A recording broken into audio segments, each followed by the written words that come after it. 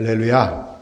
우리 옆분과 인사합시다. 하나님이 우리와 함께 하십니다. 시작. 하나님 우리와 함께 하십니다.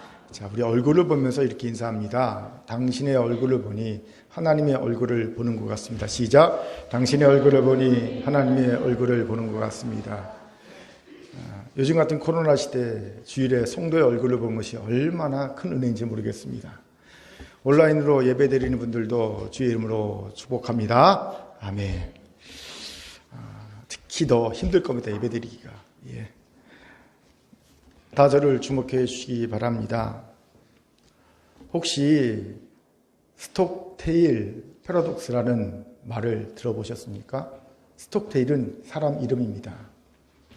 한마디로 근거 없는 긍정은 도리어 인간에게 치명적인 독약이 될 수 있다는 뜻의 용어입니다.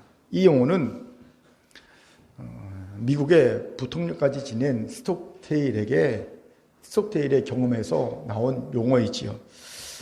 스톡테일은 월남전 당시 미 해군 대령으로서 참전합니다. 그런데 월남군에게 포로로 잡힙니다. 그리고 약 8년간을 포로 생활을 하지요. 당시 포로 중 최고위층이었다고 합니다. 그런데 당시 월남군에게 포로로 잡힌 미 군의 사정은 너무 열악했다고 하지요. 따로 포로 수용소를 두고 포로를 수용한 것이 아니라 그냥 톡을 파서 토굴에다가 미군 포로를 수용했다고 하지요. 얼마나 상황이 열악했습니까? 당시 의식주 생활이 너무 열악했기 때문에, 그리고 수많은 고문이 있었고요, 병마도 있었고요, 굶주림도 있었기 때문에 포로들이 무수히 많이 죽어 나갔다고 합니다. 그런데 그런 최악의 환경에서도 이 스톡테일 당시 대령은요, 20번의 고문을 견뎌내고 결국 8년간 생존하다가 1973년도에 석방돼서 가족의 품으로 돌아옵니다. 그리고 미국의 부통령까지 되지요. 그가 좋은 기업을 넘어 위대한 기업으로의 저주가인 짐 콜린스와 인터뷰하면서 이런 말을 한 것이 남아있습니다. 제일 먼저 죽은 사람은 크리스마스 때까지는 나갈 거야 하고 말하던 낙관주의자들이었습니다. 크리스마스가 지나게 되면 그들은 부활절까지는 나갈 거야 하고 말합니다. 그리고 부활절이 오고 다시 부활절이 가지요. 다음에는 추수감사절, 그리고 또 크리스마스를 고대합니다. 그러다가 상심해서 죽지요. 그들은 냉혹한 현실을 보지 않고 막연한 낙관론만 빠져 있었던 것입니다. 근거 없는 긍정이 독약이 되어 포로들을 죽게 했다는 이야기입니다. 반면 스톡테일은요, 막연한 기대가 아니라 현실을 냉철하게 바라봤지요. 그리고 어려운 포로 생활을 견뎌나가는 방법을 찾았고요, 그대로 행했습니다. 포로 생활의 외로움을 극복하기 위해 대화가 단절된 독방 생활 속에서 서로를 격려하고 신뢰를 유지하기 위한 의사소통 방법을 만들어냈고요, 고문에 견디는 방법도 개발했고요, 체력 단련도 게을리하지 않았다는 거지요. 한마디로 믿음을 잃지 않으면서도 현실을 냉철하게 보고 오늘의 충실한 삶을 살았던 것이 그의 생존의 비결이었다고 하는 겁니다. 스톡테일 패러독스라는 용어가 생긴 이유이지요. 이것이 주는 통찰이 있습니다. 지금도 그렇지만 한때 한국 사회에 많은 사람들에게 큰 영향을 미친 사고가 있습니다. 하면 된다로 대변되어지는 긍정의 힘에 대한 무한 신뢰이지요. 특히 이 긍정의 힘에 대한 무한 신뢰는 교회와 성도들에게 더욱더 큰 반향을 불러일으켰습니다. 왜요? 우리에게는요, 내게 능력 주신 자 안에서 내가 모든 것을 할 수 있느니라, 할 수 있거든이 무슨 말이냐, 믿는 자에게 능치 못할 일 없느냐는 말씀도 있지 않습니까?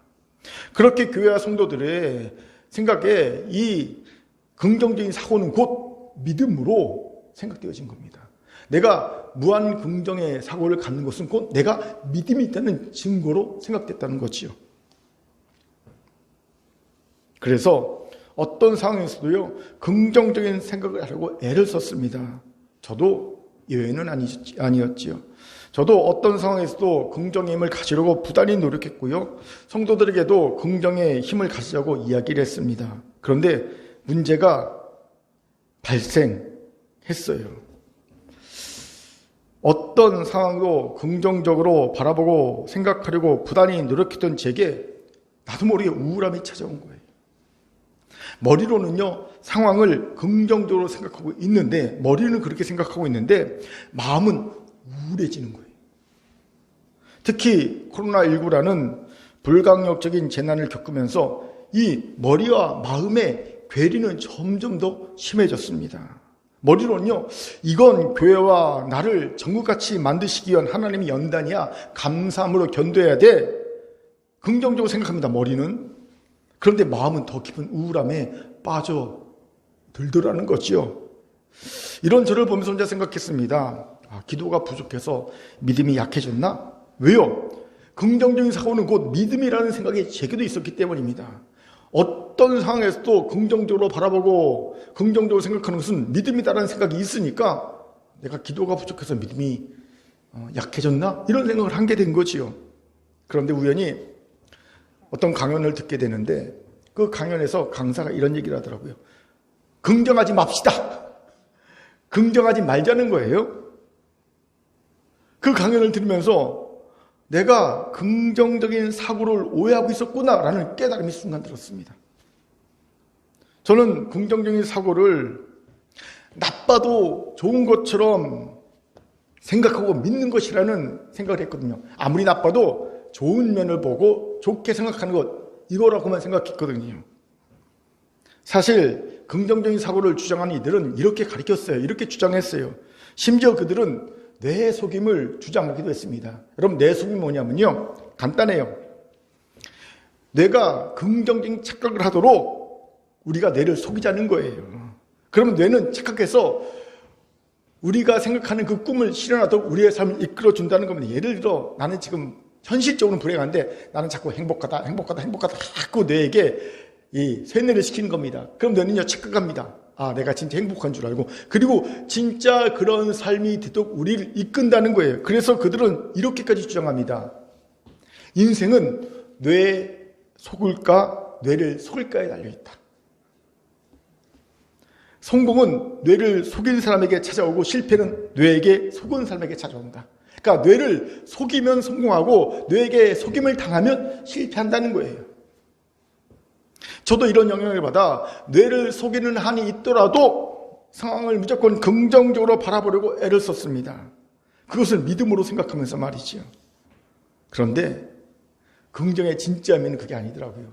제가 정말 오랜만에 긍정의 국어 사전적 의미를 찾아봤어요.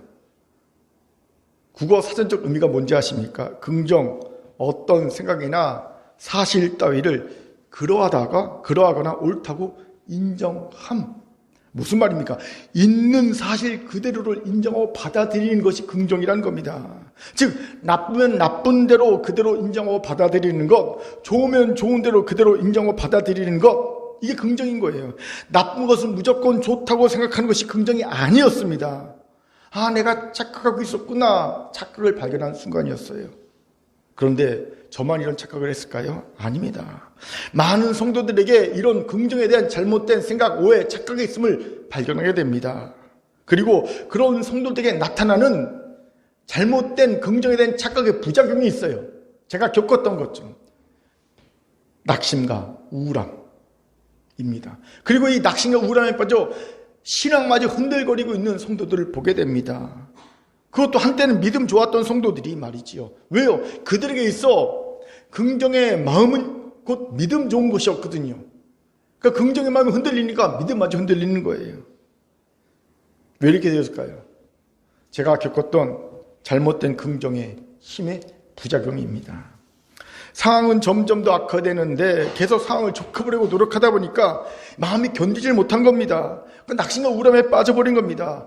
머리와 마음이 서로 갈등하며 다투는 상황이 벌어진 겁니다. 이걸 전문용어로 인지부조화라고 하지요.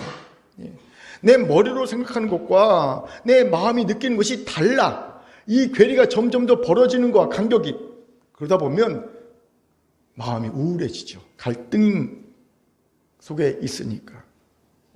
그렇게 이제 가짜 긍정에서 벗어납시다. 그리고 정말 하나님이 가르쳐 주신 진짜 긍정을 가져야 합니다. 오늘 이런 은혜를 누리는 우리 모두가 되기를 주의 이름으로 축원합니다. 아멘.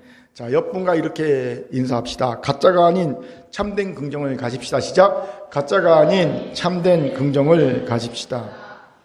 이런 우리에게 오늘 본문이 귀한 통찰을 주지요. 왜입니까? 오늘 본문은 하나님이 가르쳐 주시는 참된 긍정의 힘을 얻는 방법을 알려주는 본문임과 동시에 그런 본문 분명합니다. 또한 긍정의 힘을 주장하는 이들이 가장 많이 인용하면서 가장 오해하고 있는 본문이기도 하기 때문입니다. 그래요. 오늘 본문에는요, 분명 우리에게 어떤 긍정이 참된 긍정인지를 알려줍니다. 그러면서도 가장 많이 오해되고 인용되는 그런 본문이기도 합니다. 그렇게 오늘 본문을 통해 참된 긍정이 무엇인지 아는 것이 의미가 있겠죠. 같이 알아봅시다. 참된 긍정은 뭡니까? 먼저 참된 긍정은요, 작지만 미미하지만 객관적이고 현실적인 근거가 있는 거예요. 그런 긍정입니다. 우리 같이 10절을 읽도록 하겠습니다. 힘있게 읽지요? 시작. 내가 주 안에서 크게 기뻐함은 너희가 나를 생각하던 것이 이제 다시 싹이 나매니 너희가 또한 이를 위하여 생각은 하였으나 기회가 없었느니라. 아멘. 10절에서 우리는 바울이 빌보 교인을 생각하면서 기뻐하고 긍정적인 생각을 가질 수 있었던 이유 하나를 말하는 것을 발견하게 됩니다. 무엇입니까? 바울을 생각하는 마음이 빌보 교인들에게서 다시 싹이 나타나는 거예요.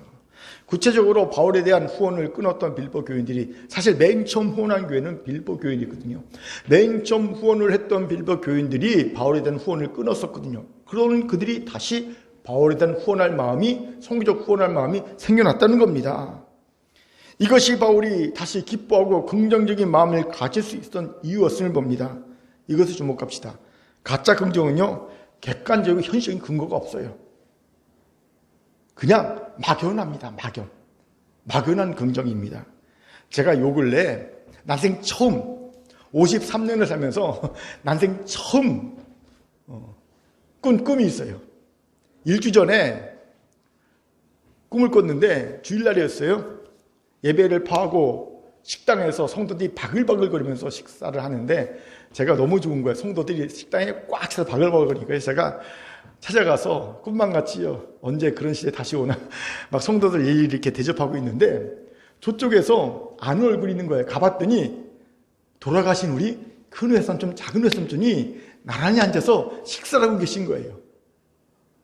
제가 반가워서 가서 아유 삼촌 어쩐 일이세요 했더니 아이고 우리 신경 쓰지 말고 손님들 많으니까 손님들 가서 접대하라고 그러시더라고요. 웃으면서. 그래서 예 삼촌 식사 잘하세요. 우리 제가 다른 분 찾아뵀어요. 작은 외삼촌 큰 외삼촌은요 거의 20여 년 전에 돌아가신 분들이거든요. 생전에도 저와 그렇게 많은 교류가 없었고 한 번도 제 꿈에 나타난 적이 없던 분인데 갑자기 뚱딴지같이 저번 주에 꿈에 나타난 거예요. 그것도 화르게 웃으면서 식사하면서 신기하다 그랬어요. 그런데 금요일날 이틀 전인 금요일날 새벽에 어떤 꿈을 꿨냐면요. 이번에는요. 미국에서 돌아가신 몇 년 전에 돌아가신 큰아버님이 나온 거야 꿈에. 큰아버님이 나와서 한 60세 정도 모습으로 나와서 건강한 모습으로 나와서 저와 함께 예전에 큰아버님이 상도동에 사셨거든요. 저랑 같이 거기를 찾아가는 거예요. 근데 그 길이 아름다운 계곡길이에요. 같이 저랑 올라가면서 이런저런 이야기를 두런두런 하는 거예요. 저랑 큰아버님이랑 얘기해 본 적이 없거든요, 별로. 그런데 그런 얘기를 아주 사이좋게 두런두런 얘기하면서 올라가는 꿈을 꿨어요. 꿈을 꾸고 나는 너무 신기한 거예요. 이 두 번이잖아요. 이 일주일 사이에. 한 번도 꿈을 꾸지 않던 큰아버님, 큰 외삼촌, 작은 외삼촌이 나오고 그리고 큰아버님이 꿈에 나온 거예요. 너무 신기했어요. 보통 이렇게 돌아가신 분이 꿈에 나올 때 돌아가신 분이 얼굴이 막 인상이 안 좋고 화가 나 있으면 나쁘대요. 흉몽이래요. 그런데 이렇게 막 웃고 편하게 있으면 이렇게 길몽이라면서요. 순간 로또를 사야 되나? 막 갈등이 되는 거야. 이 로또를 사야 될 꿈 아니야 이거? 갈등이 되는 거야. 예. 아무튼요 너무 기분이 좋더라고요. 왠지 좋은 일이 일어날 것만 같고 바로 이와 같은 마음이 가짜 긍정입니다. 막연하잖아요. 객관적이지 않잖아요. 현실적인 근거가 희박하잖아요. 물론 제 경우는 꿈을 꾸고 신기하게 그 꿈이 맞는 일이 몇 번 있긴 했습니다. 하지만 이것도 어떤 경우냐면 확증 편향의 오류일 수 있어요.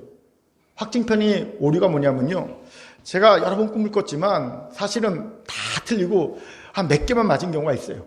근데 우리는 보통 뇌는요, 그 몇 개 맞은 것만 기억합니다. 그래서 그거를요, 마치 내 꿈은 다 맞는 것처럼 생각합니다. 그게 확증 편향의 오류거든요. 그래서 내 꿈은 신기하게 잘 맞아 생각하는 겁니다. 제가 그런 오류에 빠져 있을 수 있다는 거예요. 가능성이 높지요. 가짜 긍정은요, 이렇게 객관적인 현실적인 근거가 없어요.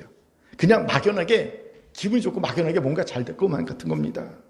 하지만 참된 긍정은요, 확실한 객관적인 증거가 있어요. 근거가 있어요. 설령 그것이 작고 미미할지라도 객관적이고 현실적인 근거를 가집니다. 괜히 바울이 싹이라고 표현을 쓴 것이 아닙니다. 싹이 가진 의미는 작고 미미하다는 거지요. 하지만 작고 미미해도 싹은 싹 아닙니까?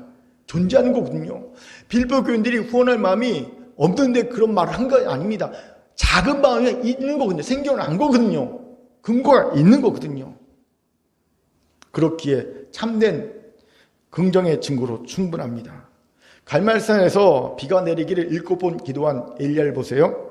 그는 7번째 지중해 저 끝에서 손바닥만한 구름이 딱 떠오르는 것을 보고 봤습니다. 종에게. 그러자 그것을 보고 비가 내릴 거라는 긍정의 믿음을 가집니다. 아니, 그 작고 조그만한 조각구름 하나가 딱 떠오르는데 어떻게 그것을 3년 반 가뭄을 끝낸 큰 비가 올 긍정의 믿음을 가진 근거로 갔습니까? 객관적으로 확실한 근거가 되기 때문입니다. 왜냐하면요, 당시 이스라엘의 계절은요, 서쪽에서 구름이 일어날 계절이 아니거든요. 당시 지중해에서 구름이 일어날 수 없거든요. 그런데 구름이 일어났다는 겁니다. 그러니 충분히 작지만 미미하지만 확실한 객관적인 근거로 삼을만 하다는 거지요. 참된 긍정은 바로 이런 근거를 가지는 거예요. 그렇게 살아가는 큰교회 성도 여러분, 작고 미미하지만 현실적이고 객관적인 근거를 보셨습니까? 그것으로 긍정의 근거를 삼으십시오. 참된 긍정의 힘을 가질 수 있는 겁니다. 그런데 여기서 간과해서는 안 되는 것이 있지요. 바울이 하필 싹이라는 표현을 쓴 것에는 단지 작고 미미하다는 뜻 외에도 다른 뜻이 있다는 거예요. 그것이 무엇일까요? 바로 잘 가꿔야 비로소 열매를 맺을 수 있다는 거지요. 여러분, 그렇습니다. 싹은 그저 작은 가능성일 뿐입니다. 그 작은 가능성을 잘 키워 열매를 거두기까지는요, 수고와 노력이 필요합니다. 섬세함이 필요합니다. 여기에 많은 이들이 작은 가능성을 보긴 봤어요. 그래서 그것을 가지고 참된 긍정의 힘을 가졌지만, 믿음을 가졌지만 결국 열매를 못 거두는 이유가 있을 겁니다. 가능성을 보고 그 가능성을 열매로 키워내기까지 수고와 노력, 섬삼이 부족했다는 겁니다. 그러니 참된 긍정을 가지면 뭐합니까? 열매를 못 맺으니 더 큰 낙심, 더 큰 우울함에 빠져두고 마는 겁니다. 그렇게 살아가는 큰교회 성도 여러분, 작고 미미한 가능성을 보고 긍정의 마음을 가졌습니까? 잘하셨습니다. 참된 긍정을 가진 겁니다. 그렇다면 이제 섬세하고 성실하게 그 싹을 키워내셔야 합니다. 줄기와 잎이 나게 하셔야 합니다. 꽃을 피우고 열매를 맺을 때까지 수고와 노력 아끼지 않아야 합니다. 섬세함으로 대해야 합니다. 저는 우리 큰교회를 생각하면서 어제 우리 큰교회에 하나님이 보여주신 싹의 뭔가를 기도하면서 생각해 봤어요. 있더라고요. 우리의 사랑하는 청년들. 얼마나 귀합니까? 요즘 같은 시대에. 그렇죠?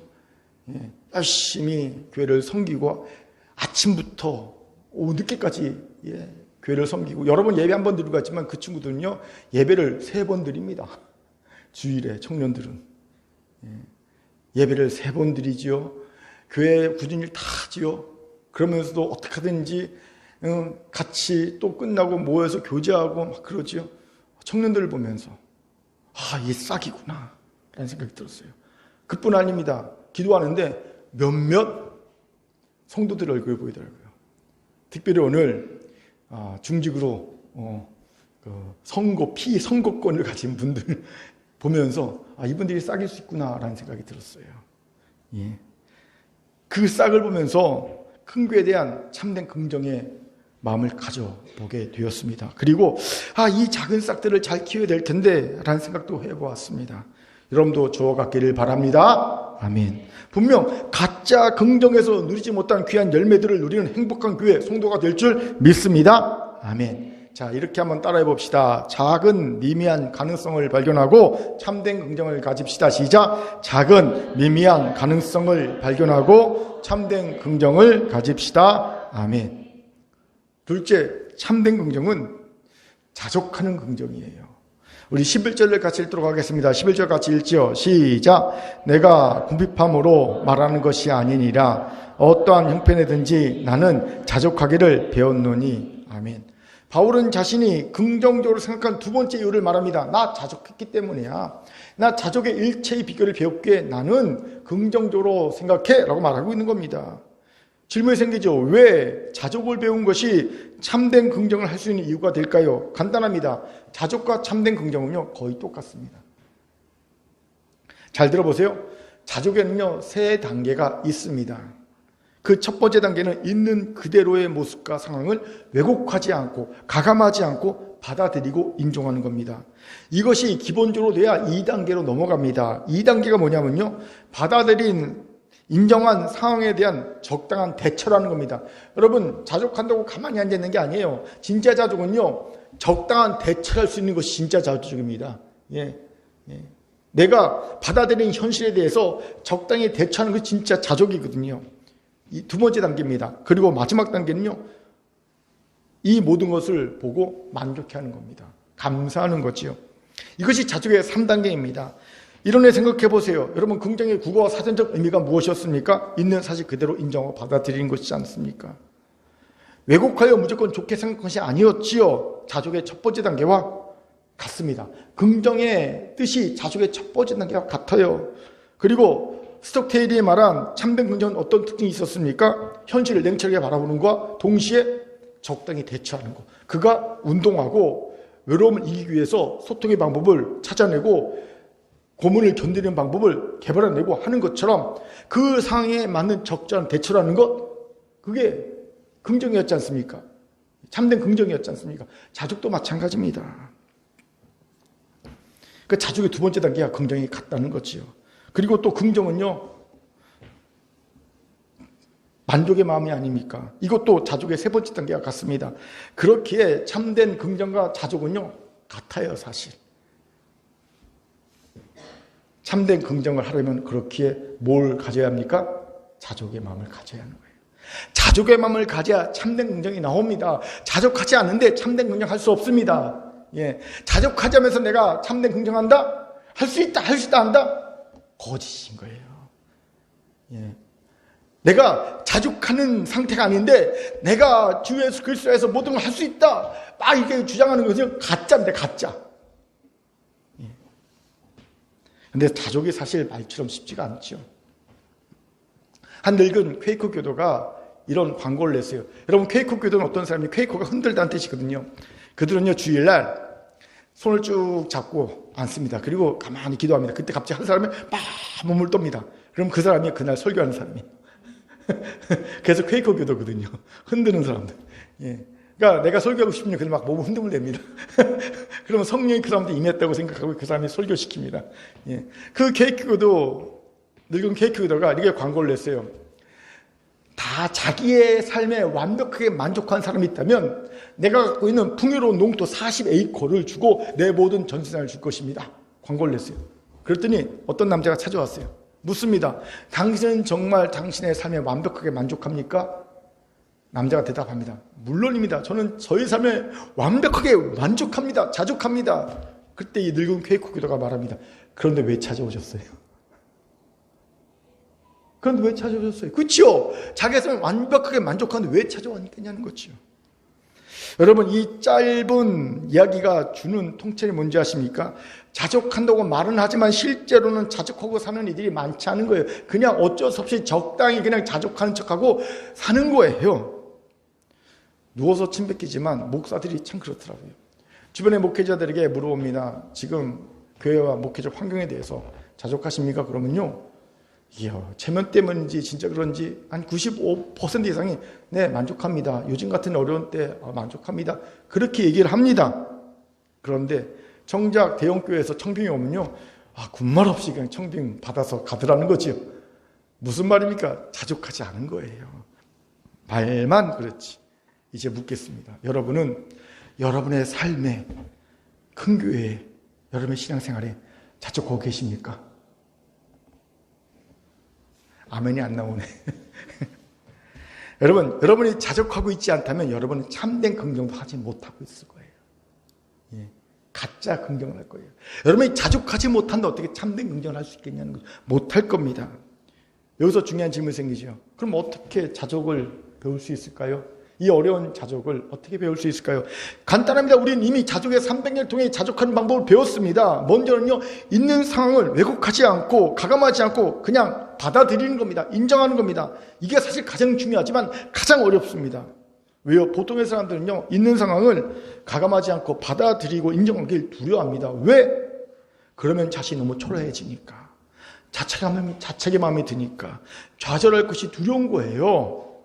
또 남들이 나를 쓸모없는 실패자 여기는 것이 두려운 겁니다. 그래서 사람들은 되도록이면 상황을 왜곡합니다. 가감합니다. 합리합니다. 남 핑계 댑니다. 아니면 뇌 속임을 해서라도 긍정적으로 바라보려고 애를 씁니다. 행복해야 되니까. 우리 뇌는 행복한 방향으로 생각하거든요. 항상 내가 행복한 방향으로. 하지만 이러면 결코 자족할 수 없습니다. 자족은요, 헛된 긍정 위에서 거짓 만족을 한다고 얻어지는 것이 결코 아니기 때문입니다. 다시 한번요. 자족은요, 헛된 긍정 위에서 거짓 만족을 한다고 얻어질 수 있는 것이 아닙니다. 또 우리는 언제까지 현실을 왜곡하며 헛된 긍정에서 거짓 만족을 하면서 살 수 없습니다. 거짓을 미워하신 하나님이 반드시 개입하셔서 무너뜨리십니다.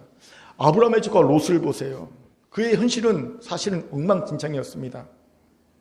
소돔에 살 때 그의 삶은요, 첫째, 그 아내는요, 소돔의 풍요로운 삶, 안락한 삶에 완전히 푹 빠져 있었어요. 그리고 두 딸은요, 완전히 세속적인 같이 푹 절어서 성적으로 정말 타락해갖고 아보자의사의 자녀를 얻을 정도의 심각한 타락이 있었어요. 또 소돔성 사람들은요, 롯을 어떻게 생각합니까? 이방인 나그네 주제에, 우리의 얹혀 사는 주제에, 우리의 판사 노릇한다고, 지도자 노릇한다고 아주 안 읽고 꽃 같게 생각하고 있던 중이었습니다. 그런데 롯은 그런 현실을 인정하지 않습니다. 받아들이지 않습니다. 그는 거짓 만족에 살아가면서, 어떤 거짓 만족입니까? 나는 성문에 앉아서 이 땅 사람들을 공의와 정의로 심판하는 재판장이야! 라는 거짓 만족 위에 서서 살아갑니다. 하나님이 그것을 그냥 두실 리가 없지요. 개입하십니다. 그리고 그가 만족했던 삶이 얼마나 거짓된 것인지를 적나라하게 보여주십니다. 사위들은 장인의 말을 농으로 듣고 멸망당하지요. 소돔성 사람들은요, 롯을 무시하면서 롯의 집에 가해하죠. 위해를 가하죠. 아내는요, 소돔성의 안락한 삶이 너무 좋아서 뒤를 돌아보다 소금끼리 되어버리죠. 가장 절망적 비참한 것은요, 굴로 피했는데 두 딸이 자신의 후손을 얻기에 아버지를 만취시켜서 아버지의 사에서 자녀를 낳지 않습니까? 끔찍한 일이 벌어진 겁니다. 그렇게 여러분, 힘들고 두려워도 용기를 가지고 현실을 자각해야 합니다. 직시하고 인정하고 받아들일 수 있어야 합니다. 선지자 에레미야처럼. 당시 모든 종교 지도자들은 하나같이 하나님이 바벨론을 멸하시고 이스라엘을 구원하실 거다, 선민 이스라엘을 구원하실 거다, 하나님의 성전인 예루살렘을 결코 이방인이 범치 못할 거라고 당당하게 말했습니다. 그냥 장밋빛 무한 긍정을 선지자들이, 모든 종교지도자들이 이스라엘 백성에게 막 전파했습니다. 그리고 진짜 이스라엘 백성들은요, 절대 예루살렘은 멸망당하지 않는다는 확신을 갖고 있었어요. 왜? 하나님이 도우실 거니까. 무한 긍정을 가졌습니다. 하지만 예레미야만 현실을 직시했죠. 인정하고 받아들였습니다. 그래서 그는 이스라엘 백성에 말합니다. 하나님이 우리의 죄악 때문에 예루살렘을 멸망시킬 거다. 빨리 바벨론에게 항복하고 후일을 도모하자. 하나님의 구원하심을 도모하자. 혼자만 그렇게 얘기합니다. 물론 예레미야는요, 매국노로 사람들에게 지켜서 죽을 위기에 처하지요. 당시의 사람들에게 에레미야는 믿음 없는 인간입니다. 선지자도 아닙니다. 매국노입니다. 하지만 하나님 말씀하십니다. 진짜 긍정, 참된 긍정의 사람은 오직 에레미야 하나뿐이었다는 거죠. 어떻게 에레미야가 이럴 수 있었을까요? 중요한 이유가 있습니다. 에레미야는 하나님의 말씀을 정직하게 받아들였기 때문입니다. 다른 이들처럼 좋은 말만 선발하여 받아들이는 것이 아니라 가감없이 그대로, 진짜 가감없이 그대로 말씀을 정직하게 받아들인 겁니다. 바로 이겁니다. 자족을 위한 어려운 1단계를 통과하려면 정직하게 말씀을 받아야 합니다. 그 말씀으로 나를 봐야 합니다. 그 말씀 내 상황을 봐야 합니다. 말씀을 거울로 삼아 나와 내 상황을 비춰볼 수 있게 해야 합니다. 그런데 이걸 안 해요. 일단 말씀을 안 봐요. 아주 지독하게 말씀을 안 봐요. 대단하죠? 어때 성도들 1년에 1독도 안 합니까? 이건 판단의 말이다. 죄송합니다. 안 할 수도 있지, 그치요? 근데 진짜 안 봐요. 아니, 그럼 설교라도 잘 들어야 되네. 설교 들을 때 분명히 저를 봅니다. 근데 머리는 딴 생각하고 있어요. 막 달나라를 갔다 왔다 해요. 막, 모를 줄 알죠. 다 압니다. 막 온갖 생각을 다 합니다. 말씀이요, 안 들어와요. 대신 아주 달고 좋은 내 귀에 그런 말씀만 좋아하고, 부자 되십시오, 아멘. 로또 1등 될 줄 믿습니다. 그럼 아멘이 터져나오죠. 그것만 좋아합니다. 그렇게 이제 말씀을 정직하게 들읍시다. 믿음과 순전한 말씀을 받읍시다. 그래서 정직하게 자신을 봐야 합니다. 상을 봐야 합니다. 정직하게 있는 모습 그대로를 인정하고 받아들일 수 있게 되는 거예요. 말씀 앞에 설 때만이 가능한 겁니다. 이 첫 단계가 되면 두 번째, 세 번째 단계는 쉽습니다. 내 상황을 정확하게 인정하게 되니까 자연스럽게 내가 뭘 할지를 알게 되고요. 갈망이 생겨요. 내가 문제를 알게 되니까, 내 연약함을 보게 되니까 당연히 이 문제를 고치고 싶은 갈망이 생기고 적극성이 생기는 겁니다. 2단계가 쉽게 되는 거예요. 그러면요, 3단계 열매 맺혀요. 그리고 만족하게 되고 감사하게 되는 거예요. 자족의 열매가 뭔지 아세요? 여러분, 우리가 자족의 열매를 거둘 때 자족의 열매는 뭐냐면요, 기쁨, 자유, 평안입니다. 이게 대표적인 자족의 열매예요. 기쁨이 생기고요, 평안이 생기고요, 자유가 생깁니다. 행복하게 되지요. 제가 요즘 누리는 자족의 열매가 있습니다. 제가 소개를 하죠. 부끄럽지만 예전에 제가 설교를 하고 나면 엄청나게 스트레스를 받았어요. 자족하지 못했기 때문에. 내 자신에게 자족하지 못하고 성도들에게 자족하지 못했기 때문에 내가 엄청 스트레스를 받았습니다. 그런데 이제는 자족합니다. 나를 알고 인정했잖아요. 내가 그렇구나. 나를 알고 인정했잖아요. 그리고 성도도 알고 인정했잖아요. 성도들이 얼마나 피곤하고 힘들까 알고 인정했습니다. 그래서 얘는요, 제가 어떤 자족의 기준을 가졌냐면요, 내가 내 설교를 읽고 내가 은혜를 받으면 만족한가. 내가 은혜를 받으면 만족한가. 그런데 제가 제 설교를 여러 번 듣잖아요. 영상이 있으니까. 그러다 보니까 은혜를 받는 거예요. 내가 자족합니다. 성도들은 졸던 이해 못하던, 그리고 한 귀로 한 귀로 흘리던 별로 신경이 안 쓰게 돼. 예전에 엄청 신경 쓰는데 이제는 별로 신경 안 쓰고요. 그냥 내가 자족합니다. 그러다 보니까 자유의 마음이 있고요, 기쁨의 마음이 있고요, 평안의 마음이 생겼어요. 할렐루야. 푹 쉬어도 됩니다. 설교 때 푹 쉬어도 됩니다. 원래 설교 때 10분 자는 게요, 다른 시간 1시간과 맞먹는 아주 꿀것 같은 잠이거든요. 해봐서 합니다. 제가 자족이 생기니까 평안해지더라고요. 이런 자족의 마음을 가지니까 저를 보고 큰 교회를 봐도요, 긍정이 생겨요. 참된 긍정이 생겨요. 긍정할 수 있게 되는 겁니다. 제가 자족의 마음이 생기지 않을 때는요, 성도들이 이 좋은 설교를 듣고도 좋으라 딴 생각해. 잊어버려. 성도들 예배만 끝나면 다 잊어버려. 그럼 속이 부글부글 거리지요. 그러면 우리 큰 교회는 안 돼. 이 성도들은, 이놈의 성도들은 이래서 안 돼. 그렇죠? 긍정할 수가 없는 거예요. 근데 내가 자족을 탁 하게 되니까 긍정이 되는 거예요. 긍정의 마음이 드는 거예요.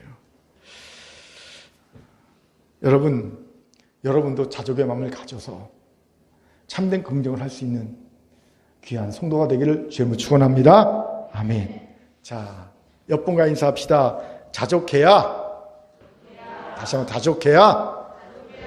얼굴을 보면서 참된 긍정을 가질 수 있습니다. 참된 긍정을 가질 수 있습니다. 마지막 세 번째로 참된 긍정은 내게 능력 주신 자 안에 있는 긍정인 거예요. 우리 13절 힘있게 읽겠습니다. 같이 읽지요? 시작. 내게 능력 주신 자 안에서 내가 모든 것을 할 수 있느니라. 아멘. 결론적으로 사도 바울은 자신이 모든 상황을 긍정적으로 이해하고 생각할 수 있는 비결을 말합니다. 바로 자신이 능력 주신 자 안에서 모든 것을 할 수 있다는 거예요. 이것 주목합시다. 우리 성도들이 세상과 결정적으로 다른 긍정을 가질 수 있는 이유가 여기에 있습니다. 세상의 긍정은요, 결국 모든 것이 자신과 상황 속에 결정됩니다.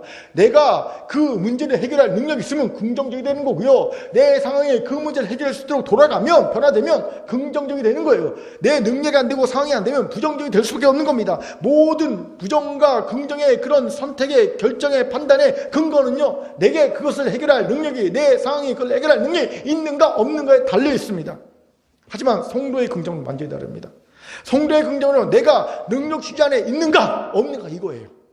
내가 성도인 내가 능력 주신 안에 있으면 긍정이고요. 내가 그 안에 없으면 부정인 거예요. 내 능력과 상관이 없어요. 상황과 상관이 없는 거예요.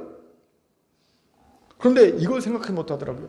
어떤 것을 긍정할까 부정할까를 생각할 때 항상 우리는 세상과 똑같이 내 능력을 봐요. 내 능력이 이 문제를 해결할 수 있는가? 긍정, 없는가? 부정.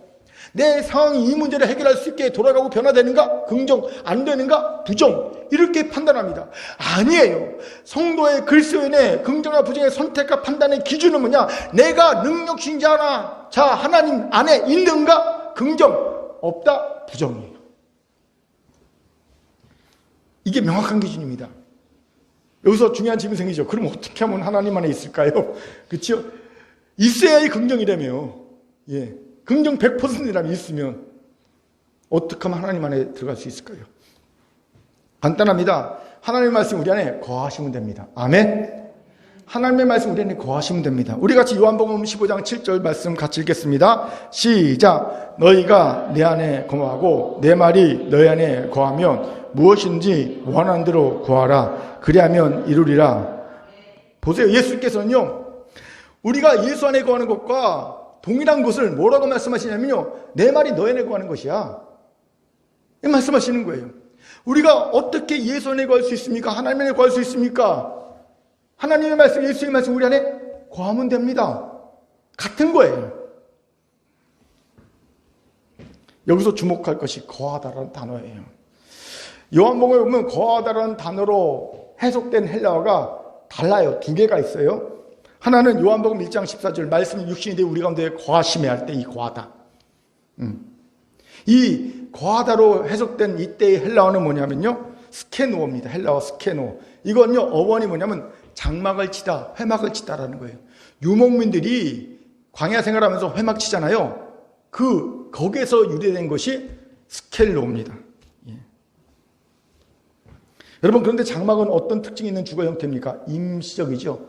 유목민들이 언제든지 움직일 수 있도록, 이동할 수 있도록 발달한 것이 장막 아닙니까? 그렇게 말씀이 육신이 우리 가운데 거하시며 할 때 이게 스켈로는요, 뭐냐면 예수님이 우리 가운데 육신으로 오셨지만 장막처럼 오셨다는 거예요. 임시로 오셨다는 겁니다. 그렇지요. 33년만 우리 가운데 임시로 있다가 하늘 올라가셨잖아요. 그래서 스켈로를 쓴 거예요. 하지만 오늘 본문에 말씀이 우리 안에 거하라고 할 때 이 거하다는 건요, 스켈로가 아닙니다. 이거는요, 매노입니다. 헬라어 매노. 매노는요, 스켈로와 다릅니다. 매노는요, 기본적 뜻이 거하다예요. 그냥 머물다예요. 그리고 파생된 여러 가지 뜻이 있는데 그 뜻은요, 오래 지속하다, 영속하다, 계속하다는 뜻을 갖고 있어요. 즉 잠시 머무는 게 아니라 계속 있는 겁니다. 심지어는 영속하는 겁니다. 영속, 끝까지 있는 겁니다. 지금 예수님은요, 내 말이 너희 안에 매노하기를 원해. 메롱이 아니에요. 매노하기를 원해. 말하는 거예요. 영원히 거하길 원해. 그러면 너희가 내 안에 거하는 거야. 내 말이 너희 안에 잠깐 있는 것이 아니라, 예배 시간만 있는 것이 아니라 영원히 거하길 원해. 믿음 좋을 때만 있는 것이 아니라 평생 영원히 거하길 원해. 그러면 너희가 내 안에 있는 거야 라고 말씀하고 있는 겁니다. 그렇습니다. 하나님의 안에 영원히 거하길 원합니까? 그러면요, 그 말씀 내 안에 영원히 매노해야 합니다. 영원히 거해야 합니다. 여기에 우리 연약함이 있지. 어떤 사람이 말하지요. 내 월급은 버스와 버스 정류장 같다. 뭡니까? 버스가 정류장에 딱 그냥 싹 가죠. 그듯이 내 월급은요, 월급 통장에 딱 왔다가 바로 스쳐 지나갑니다. 온 날 바로 이거 나가고 이거 나가고 이거 나가고 보니까 제로입니다. 꼭 버스 정류장 버스와 같다 그러더라고요. 그런데 우리에게 하나님 말씀이 꼭 월급 통장과 월급과 같습니다. 우리의 마음은 월급 통장이에요. 하나님 말씀은요, 월급입니다. 딱 들어왔다가 스쳐 나갑니다. 예배 시간에 말씀을 딱 듣고 나가면서 없어져요. 사라져버립니다. 신기하죠? 말씀 잔고 영원입니다. 항상. 대신 통장에 찍히는 거 있으니까 말씀이 거쳐 지나갔다는 흔적은 남아있어요. 흔적만 있어요. 여러분 자 보세요. 말씀이 거쳐 지나갔다는 흔적을 가진 사람은 어떤 사람인지 아십니까? 말씀을 지식적으로 아는 사람이에요. 지식적으로 아는 사람. 순종하지 않고. 그런 사람은요, 머리엔 남아있는데 말씀이 마음에 안 남았어요. 거하지 않은 거예요. 스쳐 지나간 거예요. 여러분, 이 사람이 말씀의 부자입니까? 아니죠. 혹시 여러분 중에 통장을 봤더니 들어왔다 나간 것만 있고 잔건 영혼이야. 그런데 들어갔다 나온 흔적을 보고 난 부자야. 흔적만 보고 잔건 영혼인데 흔적만 보고 난 부자라고 생각하는 사람이 있어요? 바보지요. 그런데 현실은 그런 사람이 있다는 거지요. 말씀을 스쳐 지나간 흔적만 있어. 즉 말씀이 머리에만 남아있는 거야. 지식적만 남아있는 거야. 근데 내가 말씀에 부자인 줄 알아. 말씀이 잔고가 가득 있어서 말씀에 이자 열매가 붙어야 돼. 말씀에 열매 이자가 붙어야 되는데 그자 부자인데 그건 하나도 없는데 말씀이 스쳐 지나간 것만 보고 나는 부자인 줄 알아. 큰일 날 사람입니다. 목사들이 주로 이런 착각을 많이 하죠. 말씀 많이 하겠습니다. 그럼 말씀이 내 안에 영혼이 거하게 하는 방법이 뭔지 아세요? 순종하는 겁니다. 말씀을 순종하잖아요. 말씀을 듣고 그 말씀 그대로 순종하면 그건요 그대로 영혼이 내 안에 남아있어요. 거예요. 그리고 거한 말씀에 뭐가 붙습니까? 이자가 붙어요. 말씀이 많이 남아있는 만큼 이자가 많이 붙습니다. 말씀이 부자인 거예요. 이거는요 평생 갑니다. 여러분이 순종한 말씀이 있을 겁니다. 그 순종한 말씀은요 평생 여러분의 말씀입니다. 그 말씀은요 결코 없어지지 않아요. 어떤 것이 빼앗아갈 수 없습니다. 그냥 그건 내 안에 영원히 머무는 겁니다. 그렇게 말씀을 들으면 바로 순종하는 게 진짜 중요합니다. 순종하는 순간 그 말씀은 내 안에 딱 영원히 거하고요. 그리고 그 말씀이 거하는 것만큼 나는 하나님 안에 딱 들어가는 거예요. 저는 이것을 경험적으로 합니다. 지금 내 안에서 살아서 역사하는 말씀들을 보면 이게 내가 순종한 말씀들이에요. 내 안에 살아서 역사하는 말씀은 다 대부분 내가 순종한 말씀들입니다. 그중 대표적인 것으로 저를 목회자로 인도했던 말씀이 있어요. 이 말씀 지금도 나를 움직입니다. 이 말씀 때문에 지금도 약하고 힘들 때 다시 일어납니다. 이 말씀이 역사에서 갈라디아서 2장 20절 제가 여러 번 말씀드렸죠. 이 말씀이 살아서 역사한 이유는 그것에 순종했기 때문입니다. 내 안에 거한 이유는 그것에 순종했기 때문입니다. 우리 한번 같이 읽어볼까요? 시작! 내가 그리스도와 함께 십자가에 못 박혔나니 그런즉 이제는 내가 사는 것이 아니요 오직 내 안에 그리스도께서 사시는 것이라. 이제 내가 육체 가운데 사는 것은 나를 사랑하사 나를 위하여 자기를 버리신 하나님의 아들을 믿는 믿음 안에서 사는 것이라. 아멘. 묻겠습니다. 여러분 안에 거하는 말씀이 있습니까? 여전히 내 안에 살아 역사하는 말씀이 있습니까? 그 말씀은 여러분이 그 말씀을 듣고 순종한 말씀일 겁니다. 그 말씀이 많은 사람이 하나님 안에 거하는 사람입니다. 그 말씀이 많은 사람이 완벽하게 거할 거고요. 그 말씀이 적은 사람이 적당히 거할 겁니다. 여러분 어떤 말씀이 여러분 안에 거하는 말씀입니까? 혹시 장고 영인 스쳐 지나간 말씀만 잔뜩 있는 신앙연수가 20년 30년 돼서 스쳐 지나간 말씀만 잔뜩 있는 머리에만 남아있는 그런 말씀을 갖고 있는 분은 없습니까? 오늘 내 안에 거한 말씀이 무엇인지를 살펴보셔야 합니다. 내 안에 지금 살아 역사하는 말씀이 무엇인지를 아는 말씀이 아니라 그 말씀에 내가 목숨을 걸고 그 말씀에 내가 결단하고 그 말씀이 나를 일으켜 세우고 그 말씀이 나를 하나님의 백성 만들어주는 그 말씀을 여러분이 찾아야 합니다. 그게 있어야 합니다. 한 구절도 그 말씀이 있어야 합니다. 너무 안타깝게도 많은 성도들이 있지만, 한국교회처럼 말씀을 많이 받는 성도들도 없지만, 자기의 말씀, 살아있는 말씀, 거한 말씀이 없어요. 내 안에 매너하고 있는 말씀이 없는 거예요. 스쳐 지나간 말씀만 있을 뿐이죠. 그러니 무기력해. 이 코로나19라는 이 상황 가운데 대항하지 못해 한국교회가 성도들이 대항해야 되는데, 저항해야 되는데, 진짜 무엇이 믿음인지, 진짜 하나님의 백성이 어떻게 살아야 되는지 보여줘야 되는데 보여줄 수가 없는 거야. 왜? 말씀이 없으니까. 안에 들어있는 말씀이 없잖아요. 말씀이. 그 말씀에 생명을 걸어야 하는데 생명을 건 말씀이 없잖아요. 말씀이. 여러분 안에 말씀이 있어요. 말씀이 있어야 합니다. 순종한 말씀이 있어야 합니다. 제가 이 말씀을 묵상하면서 저와 한국교회를 봤어요. 큰 교회를 봤어요. 말씀 안에 거하지 않더라고요. 이 말씀 안에 거하지 않는다는 것은 하나님 안에 능력이 하나님 안에 푹 들어가지 않았다는 의미거든. 아니, 더 정직하게 말하면 어느 정도만 들어가 있는 거야. 완벽하게 머리까지 푹 잠겨야 되는데 살짝 잠긴 거야. 그러니까 여러분, 예수 안에서 잠기지 못하고 드러난 부분 가운데 무슨 일이 벌어지냐면, 여기에서 예수 안에 잠기지 못한 드러난 부분에서 가짜 긍정이 일어나고요, 부작용이 일어나고요, 우울과 낙심을 마음에 생기더라고요. 여기에서 드러난 부분에서.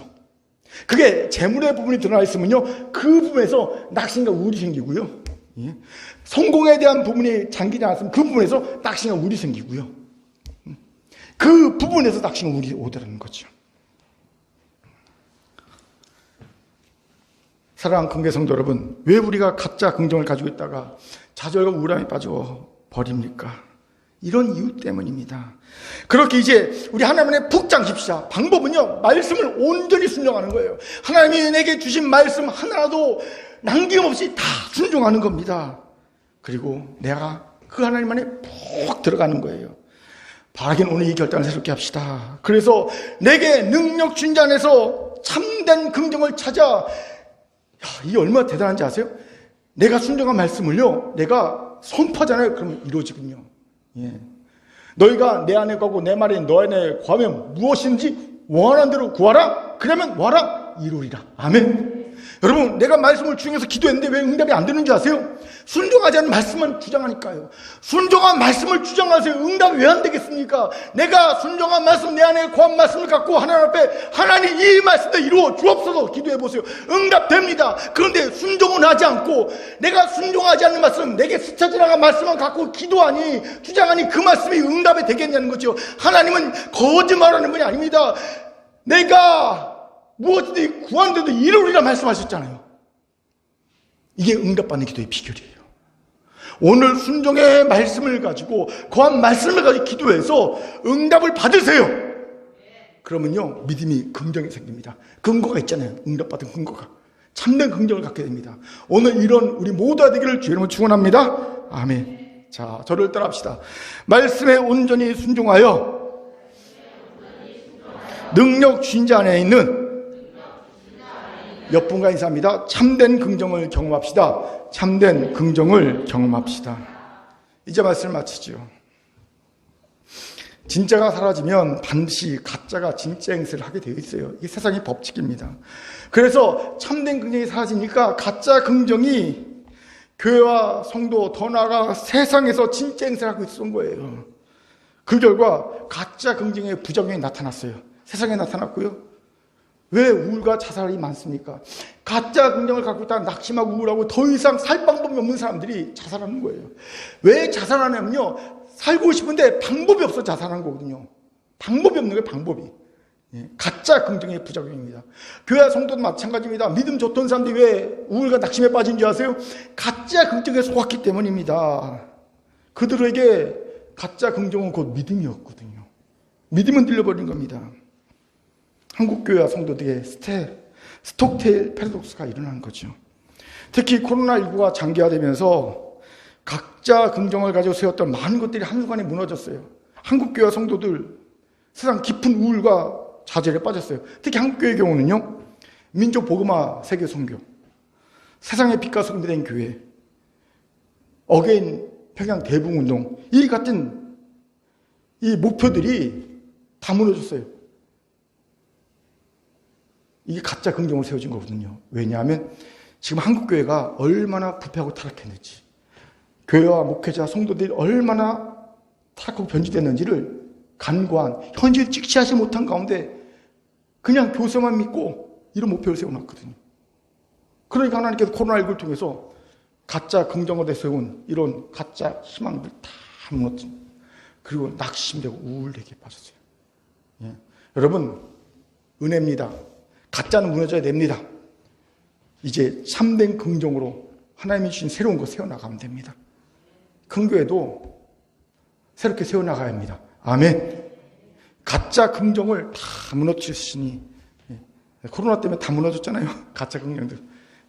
진짜 긍정으로 하나하나 더 세워나갑시다. 거기에 한국교회와 큰교회 살 길이 있습니다. 거기에 우리가 진짜 행할 마땅할 바가 있어요.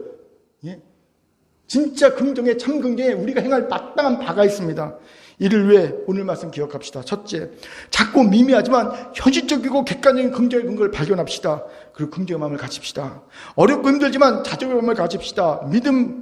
믿음과 용기를 가지고 하나님 앞에, 말씀 앞에 정직하게 서서 자신과 상황을 봅시다. 있는 모습 그대로 인정하고 받아들일 수 있게 될 것이고요, 자족의 3단계를 행할 수 있게 될 겁니다.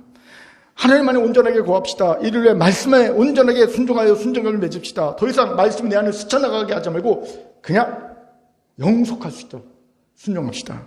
이럴 때 하나님께서 우리에게 참된 긍정을 허락하실 것이고요, 그 참된 긍정 가운데 우리가 새로운 목표를 세워서 하나하나 성실하고 세심하고 애써 그것을 행하게 하실 겁니다.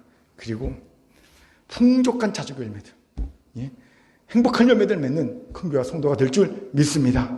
하나님 주신 말씀이었습니다. 아멘. 기도합니다. 사랑과 자비하는 참 감사합니다. 하나님, 가짜 긍정을 부숴버리니 감사합니다. 하나님, 이제 참된 긍정을 얻게 하시고 다시 참된 긍정 가운데 우리가 행할 바를 세우게 도와 주옵소서. 큰 교회를, 한 교회를 이렇게 세워 주옵소서. 감사드리며 예수님 이름으로 기도합니다. 아멘.